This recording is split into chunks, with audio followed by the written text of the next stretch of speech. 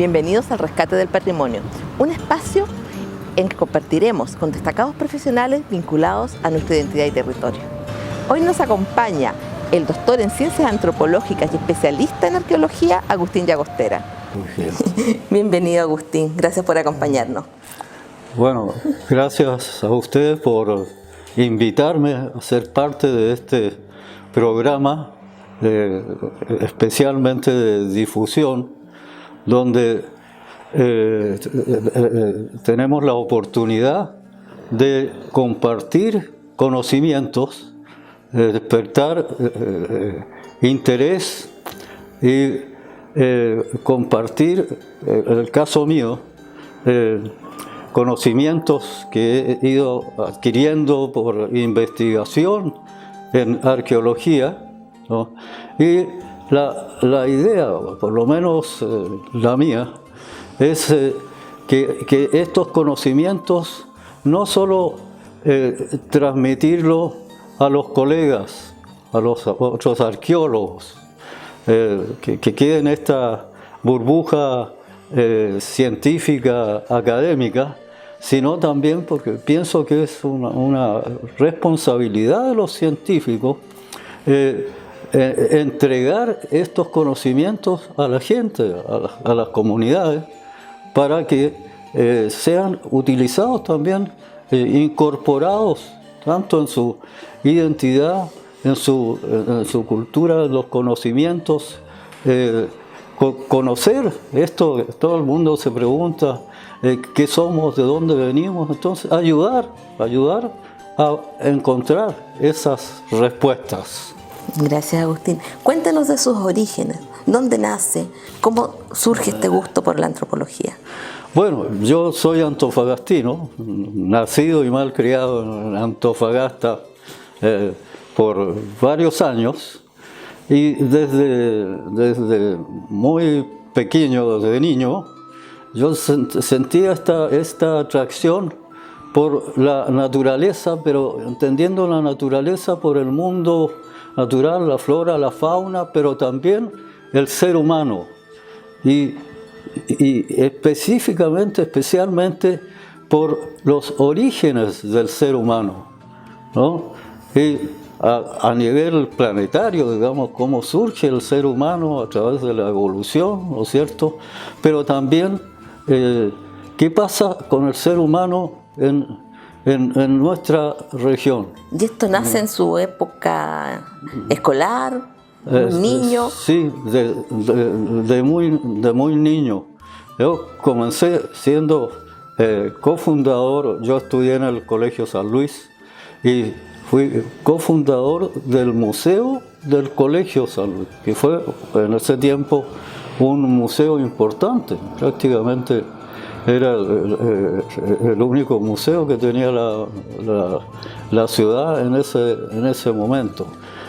Y bueno, y en mis tiempos de estudiante de colegio, ya yo las vacaciones las pasaba recorriendo, a los comienzos recorriendo la región, los cerros, me metía por la quebrada buscando los animalitos, los insectos, pero también yendo al interior. Es así que hice contacto con el padre Lepech, y en mis vacaciones de estudiante de colegio, yo tomaba la mochila, ponía la mochila al hombro y me saco a dormir, partía a San Pedro de Atacama. En ese tiempo no había locomoción prácticamente para llegar a San Pedro de Atacama. Como mucho se lograba llegar a Calama. Y ahí entonces yo me ponía a la salida de Calama hacia San Pedro y haciendo dedo a los camiones yareteros. Estamos hablando de finales de los 50 más o menos, ¿cierto? Por ahí, sí, pues, claro. Ahí había este movimiento de camiones que llevaban la yareta a Chuquicamata, que servía de combustible. y la traían de la cordillera de San Pedro. Entonces yo hacía dedo y llegaba a San Pedro de Atacama y ahí entonces el padre Lepello, ya la casa parroquial, una casa grande, un montón de piezas, y allá el padre Lepello me decía, allá está tu rincón, y yo tiraba mi saco de dormir y me entretenía, porque ya en ese tiempo el padre Lepello estaba armando su museo. Y yo me entretenía porque me gusta mucho el dibujo, y dibujando los objetos, las cosas me llamaban mucho la atención, dibujando estos objetos en ese museo que estaba comenzando y acompañando al padre en sus excavaciones. ¿Cómo logra ese nexo con el padre Lepello? En un congreso que se hizo, uno de los primeros congresos que se hizo en San Pedro de Atacama, yo fui como estudiante, y en esto mío de dibujar objetos, uno de los participantes del congreso me vio dibujando y me pidió entonces que le dibujara. Su ponencia era sobre unos trozos de cerámica que tenían unas decoraciones. Me pidió entonces que las dibujara, y otros colegas arqueólogos de ese tiempo vieron que yo estaba ahí en un rincón dibujando, y empezaron a pasar también sus materiales para que los dibujara. Y ahí ya entonces también el padre Lepello terminó pasando algunos objetos para que... Ya hacen el nexo con él. Claro, y ya, como digo, después prácticamente todas las vacaciones yo partía a San Pedro y ahí... Bueno, ¿Y cómo logra formarse como antropólogo, como arqueólogo? Porque bueno, después, no debe haber sido sencillo. Después, cuando terminé el colegio, tenía que entrar a la universidad. No había en ese momento carrera de arqueología prácticamente, ¿no? Pero también me gustaba la biología, ¿no? Entonces, y estaba acá en Antofagasta, la sede de la Universidad de Chile. Yeah. Y ellos ofrecían biología, entonces entré a esa rama, a esa disciplina, digamos, a biología. Pero paralelo con eso, estuve colaborando también con la formación del Museo de la Universidad del Norte, ¿no? Yeah. Entonces estaba en la sede de la Chile, estaba estudiando, pero también en la Universidad del Norte estaba colaborando con la formación del museo. Y de tal manera que cuando ya estaba en los últimos años de la carrera, de biología, bueno, tuve buenas notas, digamos, en una de las ramas de biología, que fue fisiología, y me ofreció, ya era ayudante, siendo estudiante, era ayudante de la cátedra de fisiología. Y ya cuando terminé, entonces me ofrecieron contratarme como profesor en la Universidad de Chile. Claro, pero al mismo tiempo también en la Universidad del Norte justo coincidió, porque como yo había estado colaborando en la formación del museo y ya necesitaban a alguien de planta que se hiciera cargo del museo, también me ofrecieron contratarme para hacerme cargo del museo. Y ahí mi gran disyuntiva con cuál de las dos me quedaba. Bueno, finalmente decidí quedarme con el museo. Y ahí ya entré de planta al museo. Era el Museo Regional de la Universidad del Norte. Y en todo ese trayecto, su familia, ¿qué papel tuvo? ¿Su padre, su madre? Bueno, me estimularon mucho, ¿no? Mi padre, incluso él tenía algún tiempo que a él le gustaba mucho salir por las playas a pescar, ¿no? Y en alguna de estas playas encontró unas puntas que llamaban puntas de flecha, ¿no? Y él las tenía ahí guardadas, y siendo yo muy niño una vez sacó, abrió su baúl de tesoro y sacó eso y me las regaló. Y para mí fue una cosa emocionante, esto que yo había visto en libros, todos estos materiales arqueológicos que había visto en libros, tener ahí esos materiales vivos y en directo, fue, o sea, muy estimulante. Su familia y después el encuentro providencial con Lepage, y así va forjando su carrera. Claro. Y cuando ya empieza a trabajar su desarrollo profesional, bueno, ¿qué destacamos allí en la larga trayectoria? Mis primeros trabajos, porque también en algún momento, ya siendo funcionario en la Universidad del Norte con el museo, llegó una arqueóloga también, que se integró en el Museo Guacolda Huaset, se llamaba ella, y hicimos las primeras excavaciones en Antofagasta en Juan López, el balneario Juan López. Fueron mis primeros trabajos arqueológicos propiamente tales, ¿no? Ya con la sistemática arqueológica y todo esto. Bueno, se llamaba, o sea, el sitio que trabajamos era Aptao, ¿no?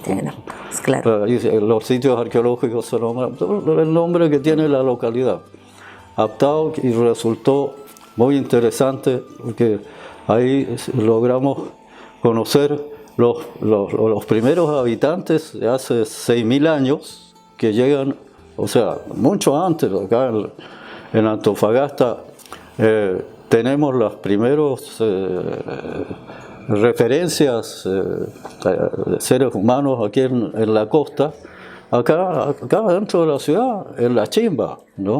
Con 10.000 años de antigüedad, ¿no? Bueno, este sitio Aptao es un poco más, 6.000 años, ¿no? Yeah. Pero entonces conocer cómo era la cultura de estos cazadores, pescadores, recolectores de mariscos. Y todo este material entonces que se encontró fueron a incrementar este museo, ¿no? Usted siendo docente de la Norte en ese tiempo, también tiene una injerencia directa en el rescate y salvaguarda del resguardo marítimo y de esa aduana, de ese sector. Cuéntanos de esa historia. Bueno, sí, porque sabíamos que el corazón, digamos, donde surgió Antofagasta, sin duda era importante y había que rescatarlo. Como antofagastinos era uno de nuestros íconos en el fondo. Entonces comenzamos a trabajar en un proyecto para declarar monumentos nacionales ese sector del barrio histórico está conformado por las 4 esquinas de la calle de la avenida Balmaceda con Bolívar, ¿no? Claro. Lo que viene el Museo Regional, lo que era el resguardo marítimo, este edificio que fue trasladado desde Mejillones a Antofagasta, la antigua estación del ferrocarril, la gobernación marítima y las 4 esquinas, ¿no? Y ahí hicimos un trabajo de fundamentar, porque para que fuera declarado monumento nacional había que juntar los antecedentes. ¿Por qué? Justificar frente al Consejo de Monumentos Nacionales, justificar por qué merece, ¿no? Claro. Un largo trabajo, me imagino. La designación de monumento nacional. Y ahí trabajamos con un historiador de la Universidad del Norte, Adolfo Contador. Recopilamos todos estos antecedentes y se los presentamos al Consejo de Monumentos Nacionales, ¿no? Y bueno, el Consejo de Monumentos hizo todas sus contrapartes, y finalmente se declaró este barrio histórico con los 4 edificios como monumentos nacionales. Una de las primeras declaratorias que debemos haber tenido en la ciudad. Prácticamente una de las primeras declaratorias de monumentos nacionales en la ciudad de Antofagasta. Bueno, ahí viene la anécdota, de alguna manera simpática, si uno quiere. Hoy en día. Hoy en día, claro, ¿no? Con la distancia Pero, del tiempo. complicada en aquel momento. Un día aparece en el Mercurio de Antofagasta en primera plana que estos edificios habían sido declarados monumentos nacionales. Y bueno, ahí con el profesor Contador, gran alegría, qué sé yo.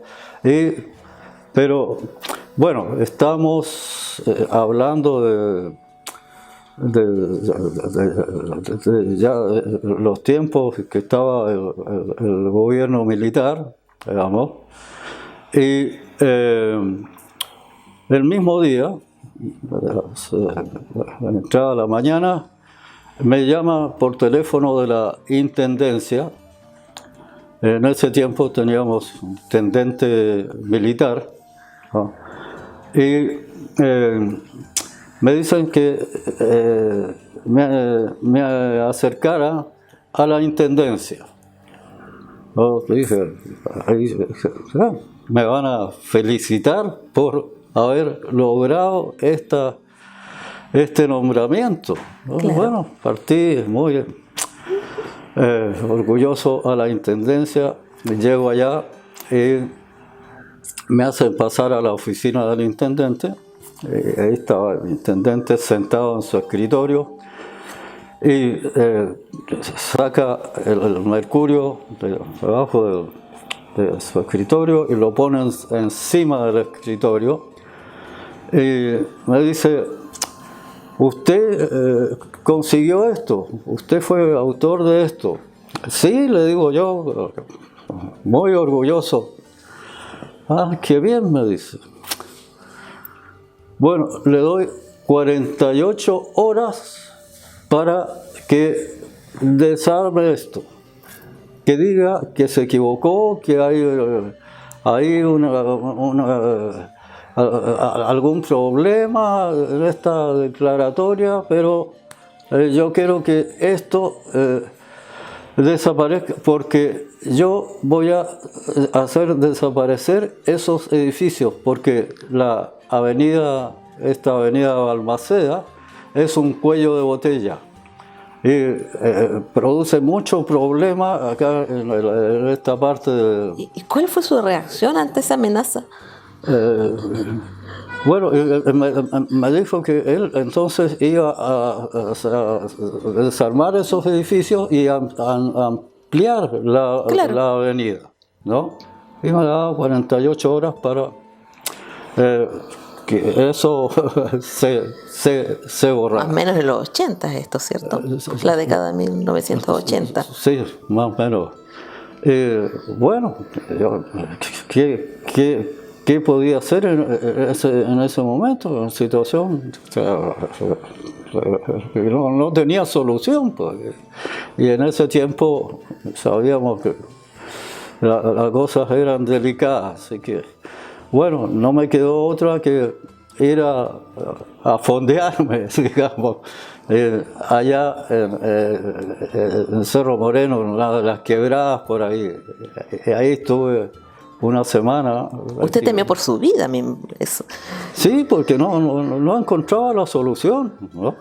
O sea, ¿qué hacer? ¿Cómo? Todo eso que había sido todo un proceso, ¿cómo negarlo? No había, yo no encontraba. Así que ahí estuve fondeado una semana y bueno, algunos amigos me llevaban pancito, comida, digamos. Pero después pensando porque de alguna manera teníamos el respaldo de la Universidad del Norte. Claro. Y en ese tiempo el rector de la Universidad del Norte era militar también. Pero bueno, después de una semana yo dije, pero si tengo el respaldo de la universidad tendrá que ayudarme un poco en esta situación. Bueno, partí a hablar con el rector. El rector, muy amable, me dijo, no te preocupes, ahí vamos a ver cómo arreglamos esto. Y bueno, y ahí seguí mi vida normal. No pasó nada. Al tiempo después, el intendente de ese momento se fue de Antofagasta y bueno, y ahí tenemos los 4 edificios, ahí están. Icónicos hoy en día. Icónicos, que son parte de alguna manera de la identidad claro, de nuestra historia. De Antofagasta. Un tremendo aporte. Y en el trayecto de su desarrollo profesional, usted llegó a ser director del Museo de San Pedro de Atacama. Eso bueno, fue un largo periodo. Hay una parte todavía relacionada con el Museo Regional de la Universidad de Antofagasta, que fue creciendo y funcionó en la calle Prat, en la parte de atrás del Colegio San Luis, por la calle Prat. A fundar, a generar ese museo cuando todavía era estudiante de la Chile, claro, ¿cierto? Claro. Y fue el que empezó a dirigir cuando lo contrató la Universidad. Pero cuando me contrata la universidad, claro, ya paso a ser el director de ese museo que funcionaba, como digo ahí, inicialmente la Universidad del Norte funcionó ahí en la calle, detrás del San Luis. Perfecto. ¿No? Eso, todo ese edificio era parte de la Universidad del Norte. Pero cuando empezaron a construir el campus allá en la avenida Angamos, ¿no? La universidad se trasladó allá y quedó ese edificio en la calle Prat desocupado. Entonces ahí instalamos el museo. Fue el primer gran museo que tuvo la región, me imagino. Claro. Y más tarde, entonces, cuando se logró esta declaratoria de monumentos nacionales, entonces, y este edificio del resguardo marítimo que se trajo de Mejillones, que tenía esta historia, era un edificio histórico, ¿no? Entonces se refaccionó, se arregló y ahí hicimos las gestiones para instalar ahí el museo, que estaba en la calle Prat. Entonces se trasladó y se instaló en ese edificio que es donde está hasta hoy día, claro. El Museo Regional de Antofagasta, que ahora Museo de Antofagasta. En algún momento deja de pertenecer a la universidad. Y claro, en determinado momento, dentro de todo este periodo del gobierno militar, uno de los rectores de la universidad entonces decide entregar ese museo a la Dirección de Bibliotecas, Archivos y Museos, a donde pertenece hasta hoy día, pero ahí está este museo hasta hoy día.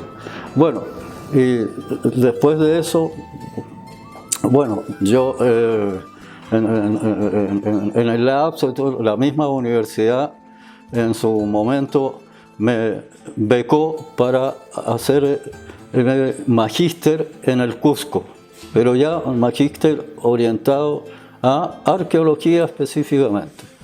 Y más tarde a hacer el doctorado en México, ¿no? Y cuando regreso del doctorado en México, el año 80, justamente el año 80 falleció el padre Lepech. Fue preciso. Y entonces, cuando yo regreso, el rector de ese momento en la Universidad del Norte, porque el Museo de San Pedro de Atacama dependía y hasta ahora depende de la universidad, que ahora es la Universidad Católica del Norte. Entonces el rector del momento me dice: que llegaste con tu doctorado, ¿por qué no te haces cargo del Museo de San Pedro de Atacama? Entonces yo el 81 prácticamente asumo como director del Museo de San Pedro de Atacama.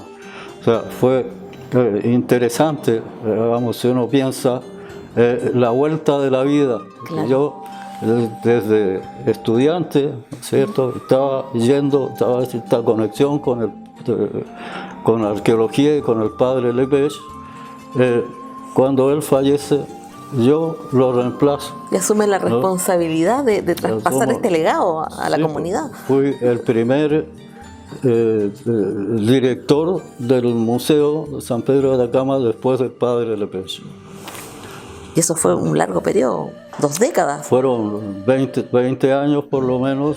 Estuve prácticamente viviendo y trabajando en la arqueología de la región de San Pedro de Atacama.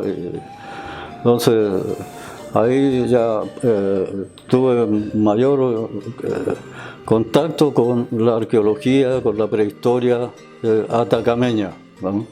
Bueno, Agustín, con toda esta tremenda experiencia que usted tiene en la zona, en el territorio, ¿cuáles son las principales características que destacaría de nuestro hábitat, de nuestra región? Bueno, sin duda, lo más importante, yo creo, es esto de estar viviendo en el desierto más árido del planeta, ¿no? Tienen características muy especiales, ¿no?, tanto a nivel geográfico, geomorfológico, hidrológico y climático, especialmente, ¿no? Y además que es un desierto, mientras la mayoría de los desiertos, si no todos los desiertos del planeta son planos. El desierto nuestro es inclinado, es una escalera prácticamente, que va desde los 6.000 metros, ¿no?, hasta la costa en tramos tan cortos como 400, 500 kilómetros, ¿no? Y esto entonces da una variedad de ecologías, ¿no? Tenemos la cordillera, ¿no?, que tiene una flora, fauna propia. Luego tenemos la pampa, ¿no?, el gran despoblado, ¿no?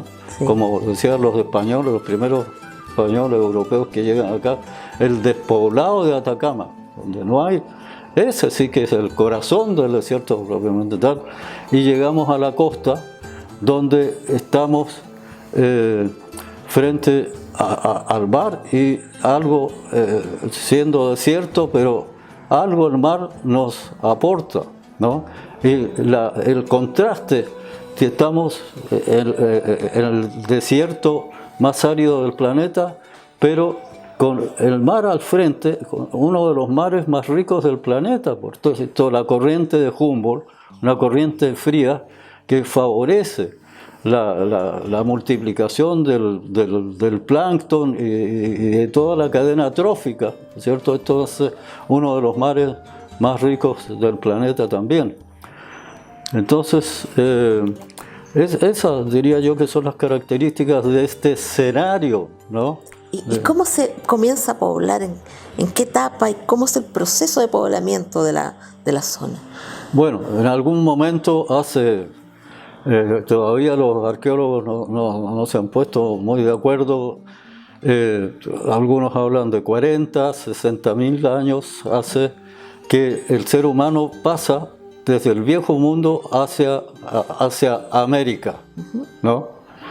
Y de ahí entonces por las generaciones se van multiplicando y ocupando toda América, hasta que en algún momento, hace 10.000, 13.000, puede ser hasta 15.000 años atrás, llega a este territorio los primeros seres humanos, ¿no? ¿Y por qué se asientan aquí? Porque uno piensa que es un territorio muy inhóspito. ¿Cómo logran ellos generar vida y lograr habitar este espacio?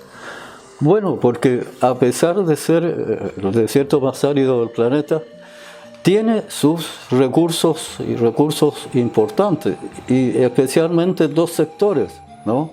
En la cordillera y en el borde costero, ¿no?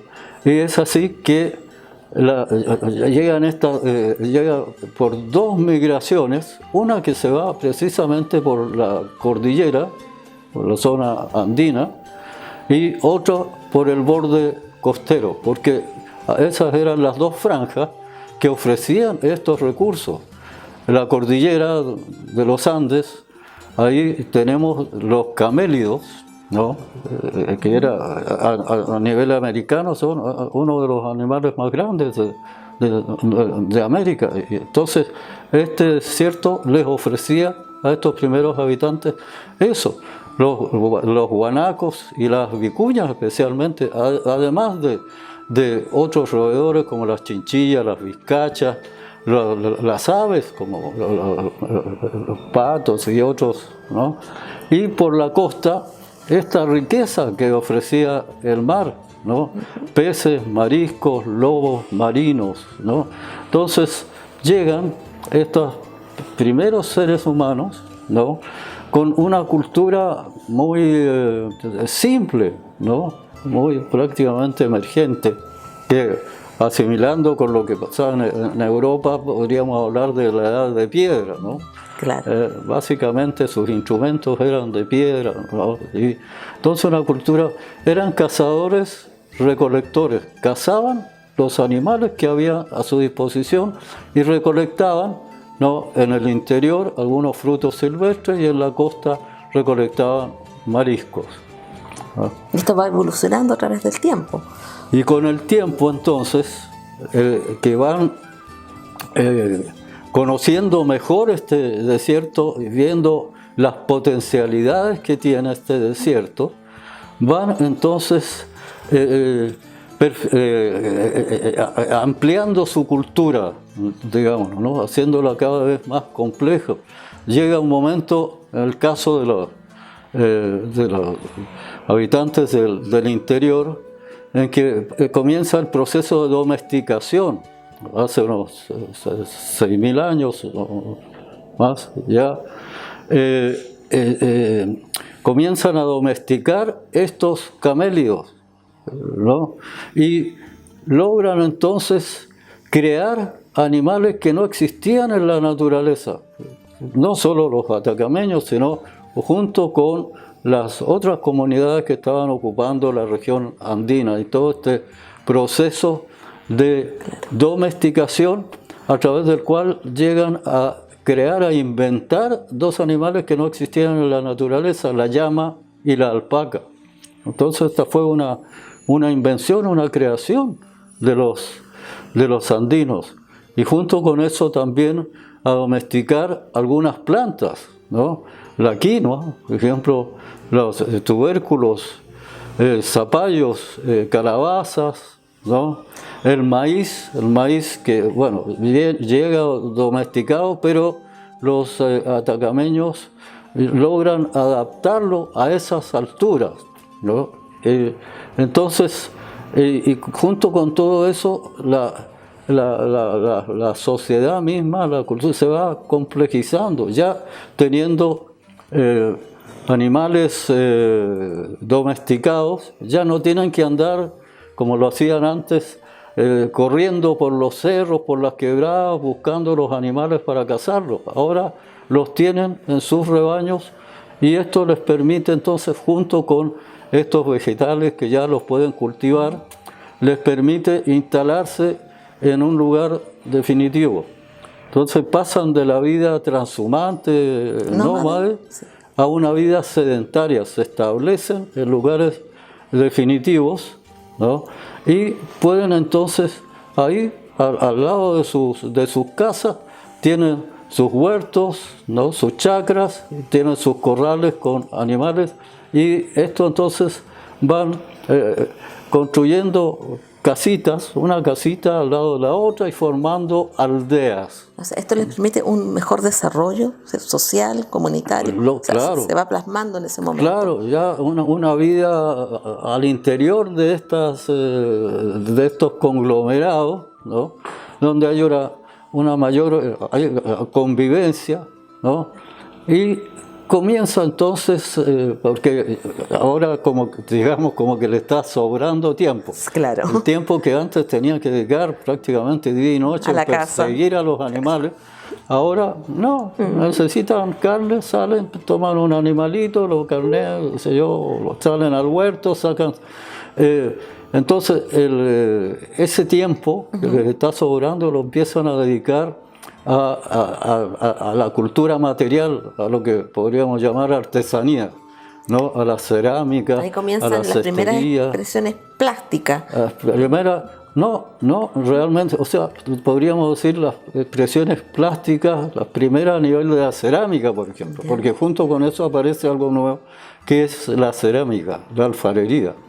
Pero la expresión plástica viene de antes, del tiempo de los cazadores recolectores, del tiempo que se conoce como periodo arcaico, a través del arte rupestre. Ellos ya están haciendo arte en las paredes de las quebradas, ¿no? Y dibujando ahí. Entonces, hay algo interesante que hay que considerar. El arte para ellos no era como para nosotros, este arte decorativo, un cuadro, una escultura que la ponemos en la pared de nuestra casa para adornar, o una escultura en la mesa de centro del living. No, para ellos el arte era una forma de comunicarse con sus entidades, con sus dioses, ¿no? Ellos, a través del diseño, del dibujo, de la plástica, entonces le decían a sus dioses, a sus entidades, qué es lo que ellos querían. Y por eso entonces estos arcaicos iniciales, ¿no es cierto?, están dibujando precisamente a esos camélidos, están dibujando guanacos, vicuñas, pidiéndole entonces a sus entidades que eso es lo que ellos necesitan, porque eso es lo que ellos pueden subsistir. Claro, es el ansia de sobrevivencia lo que los mueve en la creación. Justamente. Y después ya en el periodo formativo que se llama, ¿no?, cuando empieza este proceso de domesticación, que empieza antes también, ellos también en el arte rupestre están dibujando lo que ellos quieren, y ahí encontramos, por ejemplo, casos como el arte rupestre de Taira, que son estos paneles espectaculares de este arte. Están dibujando estos camélidos, pero muchos de ellos preñados, o sea, sin duda son hembras preñadas. Entonces, ¿qué es lo que le están pidiendo? Que el ganado que ellos están logrando, que se reproduzca, que tenga una buena producción. Y así entonces va a través de los tiempos, la cultura se va desarrollando cada vez más complejizando, pero también el arte, la plástica originaria, llamémosla así, Sí. va también cambiando. En cada periodo tiene su estilo, sus características, sus representaciones. Y no solo, bueno, cuando entramos ya al periodo agropastoralista que llamamos, que se basa en la agricultura y el pastoreo, entra el tema de las tabletas, las que se han llamado las tabletas de rapé, ¿no? Sí. Pero que en realidad son tabletas para alucinógenos, ¿no? Y ahí entonces se vuelca arte también, pero en forma de escultura. En el tallado. En el tallado. Estas pequeñas tabletas, ¿no?, llevan imágenes, algunas animales. normalmente. De ser humano, de animales, especialmente de los camélidos, del puma, los felinos, cóndor, ¿no? Que son animales sagrados también, ¿no? Son parte de las divinidades. Y estas tabletas son verdaderos templos portátiles. Porque El mundo espiritual es muy fuerte entonces en los primeros habitantes. Es básico. Es muy fuerte. Sí, sobre todo que ellos atribuían, o sea, todos estos fenómenos naturales, ¿no es cierto?, las catástrofes, Sí. temblores, enfermedades, Sí. para ellos los responsables de todo esto eran esas divinidades y a ellas había que pedirle, mantenerle, hacerle las ofrendas a la Madre Tierra, a Pachamama, ¿no? Hacerle las ofrendas que corresponden para mantenerla contenta, ¿no? ¿Y en qué momento surge la conexión entre los habitantes de los Andes y los habitantes de la costa? ¿Cuándo empiezan ellos a comunicarse y cuál es el motivo de estos tremendos viajes? Eran viajes larguísimos. Exacto. Bueno, prácticamente se intensifica, porque ya de alguna manera hay este contacto, estas relaciones desde los periodos de los cazadores, recolectores, pero se intensifica ya en estos periodos que llamábamos agropastoralistas, ¿no? Cuando ya tienen las llamas, ¿no? Porque Ya. la llama, sabemos, es un animal de carga. Entonces eso le permitía llevar buenas cantidades de carga para hacer estas travesías, estas caravanas, estos caravaneros, ¿no? Sí. Que se desplazan desde la cordillera hasta la costa, ¿no? Llevando estos productos que tenían allá, la carne de llama, la lana, el cuero, ¿cierto? Maíz, frutos del interior, lo traían hasta la costa y ahí lo intercambiaban por pescado, mariscos secos, ¿no?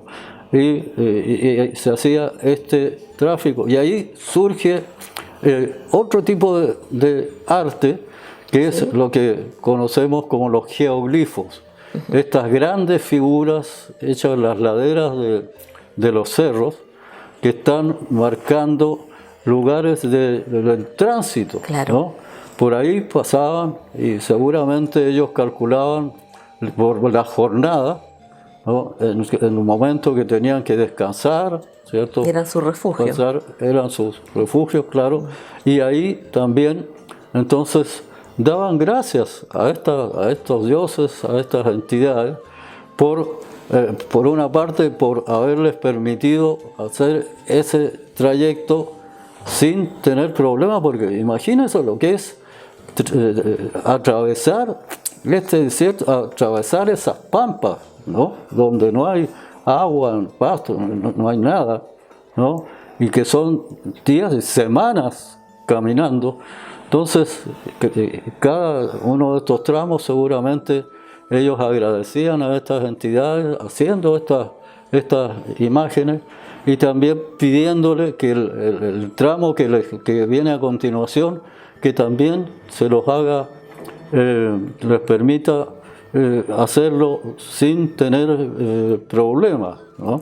Y existe también una intervención de una cultura a otra entre los changos y los atacameños. Existe aparte del nexo de intercambiar, esto tiene que haber implicado un aporte cultural también en ambos pueblos. Sí, sin duda, pero con las limitantes que ponía el mismo territorio. En la costa, por ejemplo, no podían. Estamos en lo que se llama la costa arreica, ¿no? Que es justamente este tramo de este sector desde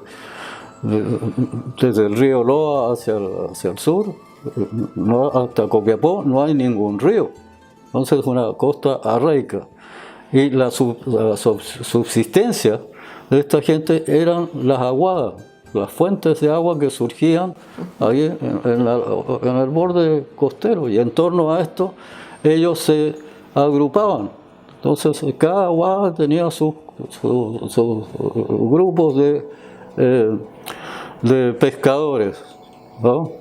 Pero entonces ellos no podían criar animales porque no tienen pasto, no podían cultivar porque no tienen agua para eso. Entonces tenían limitantes en su desarrollo. Era el limitante. El ambiente en ese sentido fue limitante, pero a pesar de eso ellos logran entonces optimizar y sacarle partido al mar, tanto con lo que le ofrece los primeros anzuelos, por ejemplo, de estas primeras gentes que llegan hace 10.000 años acá, eran anzuelos hechos de espinas de cactus. De estos cactus que están acá en la cordillera de la costa, con las espinas ellos hacían esos anzuelos. Después, más tarde, lo hacen con las conchas, un choro, el choro mitilus, choro zapato, que sea un choro grande que existía aquí. Entonces con eso ellos hacían los anzuelos. Y en determinado momento incursionan en la navegación, ¿no? Pero ahí es importante también resaltar el ingenio de los habitantes de esta región, ¿no? Cómo ellos se las ingeniaron porque la navegación ya, la gente del norte, por ejemplo, ya navegaba, tenía sus balsas, claro, pero balsas de madera, de tronco, porque allá tienen los ríos donde hay árboles y tenían madera para hacer sus balsas, pero en esta costa sin ríos, sin árboles, ¿cómo navegaban? ¿Cómo se las ingeniaron acá? Ahí está el ingenio, que es realmente espectacular, cómo ellos inventaron hacer balsas con los cueros de lobos marinos. Entonces tomaban los lobos marinos, que no quieren la receta, con 4 lobos marinos se hace una balsa. Entonces, cada uno de estos lobos les sacaban la piel, pero sin que se rompiera, ¿no? Mantenerla lo más intacta posible, ¿no? Y una vez con esas pieles, entonces con 2 de estas pieles las juntaban, ¿no? Y hacían una especie de banano, como estos bananos que se usan para divertirse ahí en las olas del mar. Entonces ellos hacían estos bananos y con 2 bananos los juntaban y entre los 2 ponían una superficie donde se instalaba el pescador, ¿no? Y con eso ellos navegaban y se iban mar adentro a cazar incluso los grandes cetáceos, posiblemente hasta ballenas. Y eso nos lo están mostrando, volviendo al tema del arte rupestre, especialmente en las quebradas del Médano, en el sector de Taltal, Paposo. Ahí vemos cómo ellos, volviendo a esto de que ellos dibujan lo que tienen, lo que quieren, lo que desean en esos momentos, están entonces dibujando estas balsitas y que van arrastrando estos grandes cetáceos, ¿no? Entonces, y eso quiere decir que se internaban mar adentro en esas balsitas a cazar ballenas, imagínese usted. Y además con eso también podían recorrer la costa y tener un mayor radio, digamos, de acción y de subsistencia, digamos, para moverse, buscar dónde habían los peces, dónde había más mariscos, entonces desplazarse. Si pudiéramos destacar en síntesis algo en común entre estos pueblos, podríamos hablar como punto, como nexo, la necesidad urgente, la urgencia de poder sobrevivir en lo que pudo permitir que se desarrollaran, que crecieran Bueno, y hoy, hace poco tenemos a los changos reconocidos como Exacto, habitantes originarios. exacto. El año pasado fue reconocida como una de las etnias de Chile. Claro que sí. Bueno, como lo dice, el punto común es la subsistencia y es, diría yo, haber de alguna manera, digamos, domesticado el desierto, ¿no? Esto de ir conociendo cada vez más las potencialidades, descubriendo estas potencialidades y con ingenio entonces ir sacando el mayor provecho y haciendo este desierto tan agreste, tan árido, ¿no? Haciéndolo cada vez más amigable. Yo diría que eso es el logro de nuestros ancestros. Si hacemos un salto a hoy, al que habitamos el desierto, al que hemos conquistado el desierto, finalmente es el espíritu humano lo que nos está uniendo entre nuestros antepasados indígenas y lo que somos hoy en día.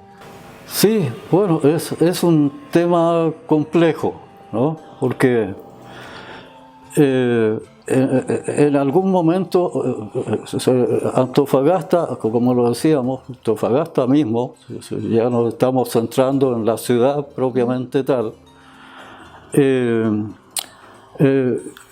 tuvo sus primeros habitantes que fueron estos, los changos, porque ese nombre de changos lo ponen los europeos, ¿no? Cuando llegan ellos, en los escritos, las crónicas, hablan de changos, pero no sabemos cómo se llamaban antes.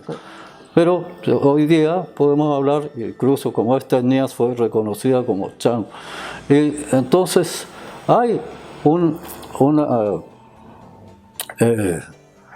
un aporte, digamos, ya los comienzos incluso de la ciudad, sin duda algunos changos estaban en estos sectores, ¿no?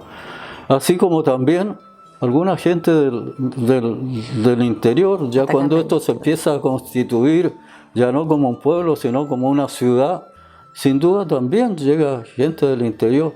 Y acordémonos también que en estos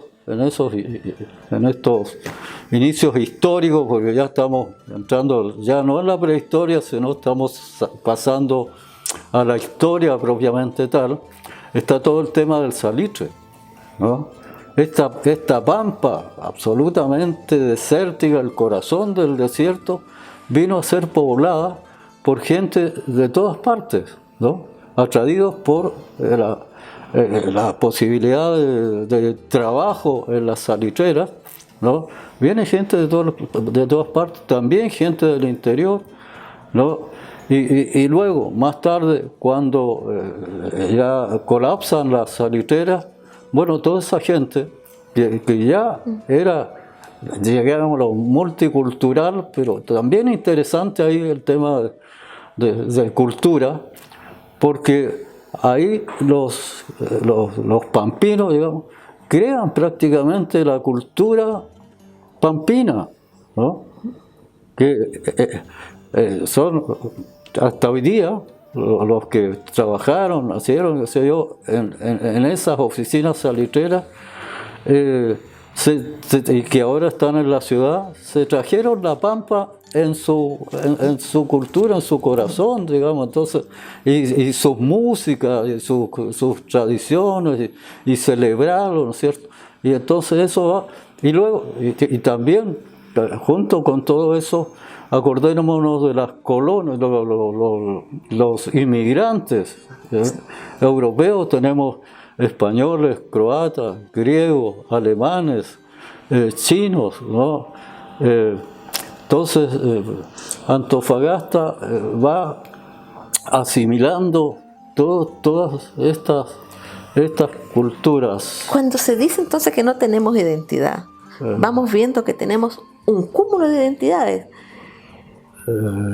Quizás por ahí está la falta de definición de una identidad transversal a todo. Quizás son tantas sí. que no las logramos asir, identificar plenamente. Sí, y tal vez, a lo mejor, si queremos hablar de una identidad, a lo mejor podríamos decir que la identidad de Antofagasta es ser multicultural, ¿no? Por supuesto. Todo este crisol, Crisol de cultura. Antofagasta fue un verdadero crisol de culturas, ¿no?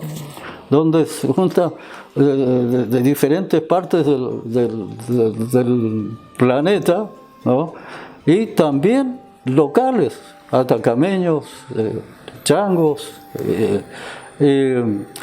y eso, yo siempre saco el tema que caracteriza a Antofagasta ya en forma como más concreta, era este Festival de las Colonias, ¿no? Ahí se mostraba lo que era Antofagasta, esta multiculturalidad, ¿no? Que bueno, también hay que reconocer que los tiempos van cambiando, viendo el siglo pasado y antes, estas multiculturas se manifestaban con mucha más fuerza. Claro. Eso se ha ido diluyendo, y el hecho de que este Festival de las Colonias nos va mostrando cómo se van produciendo estos cambios, ¿no? Las nuevas juventudes, ¿cierto?, ya van perdiendo y se van globalizando, digámoslo así un poco. La cultura antofagastina un poco se va homogeneizando, pero sin embargo, sin duda, cualquiera de nosotros, de los nacidos en Antofagasta, hay muchos que han llegado después y se consideran antofagastinos. Cuando van a otro lugar, sienten el orgullo de ser antofagastinos. Entonces, esa identidad va por dentro también, no se manifiesta, ¿no? Pero es un tema complejo el tema de las identidades. Gracias, Agustín. Se nos acabó el tiempo. Le agradecemos contarnos de su vida, compartir con nosotros. Yo creo que esto va a llegar a la comunidad y, bueno, vamos pensando que Antofagasta es un crisol de cultura. Muchas gracias. Bueno, gracias a ustedes, gracias a Fundación Proa, dar esta oportunidad de contar estas cosas que creo que son importantes que las conozca la gente, no solo los especialistas, sino la gente que los antofagastinos por lo menos, y más allá de los antofagastinos, que se conozcan todas estas raíces, ¿no? De alguna manera estamos hablando de las raíces de nuestra región. Muchas gracias por acompañarnos.